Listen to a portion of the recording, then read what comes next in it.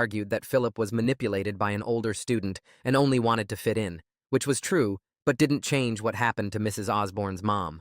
2 weeks later, the court clerk called my name and I walked up to the witness stand with my legs feeling like jelly. Requested Reds is on Spotify now. Check out link in the description or comments. The courtroom was smaller than I expected, with wood panels everywhere and a big seal behind the judge's bench. Philip sat at a table with his lawyer, looking even smaller than he did at the school in his oversized suit that must have been borrowed. His grandmother sat behind him, dabbing her eyes with a tissue every few minutes. The prosecutor asked me to tell everyone exactly what Philip said to me that day in the classroom. I looked at Philip, who kept his head down, staring at his hands folded on the table.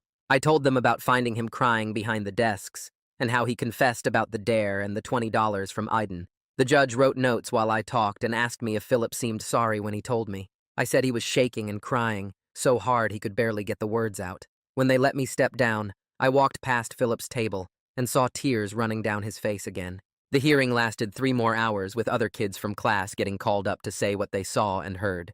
Ian testified about Aiden bragging about getting Philip to do something for money the day before everything happened. The judge decided Philip would stay in the juvenile system instead of being tried as an adult, which made his grandmother cry with relief. Outside the courthouse, Mom waited for me, and we watched as news crews tried to interview people leaving the building.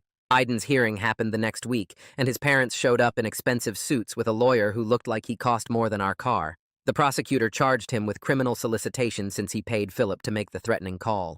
His lawyer kept arguing that teenage boys dare each other to do stupid things all the time, and nobody expects someone to die from it. The judge didn't seem convinced, and set another hearing date for 2 weeks out. Meanwhile, at the school, they brought in 3 trauma counselors who started meeting with our first period class twice a week. Alina LeBlanc ran the sessions in the library since nobody wanted to go back to Mrs. Osborne's old classroom. At first, everyone just sat there staring at the floor, but after a few sessions, Riley started talking about how scared she was during the lockdown.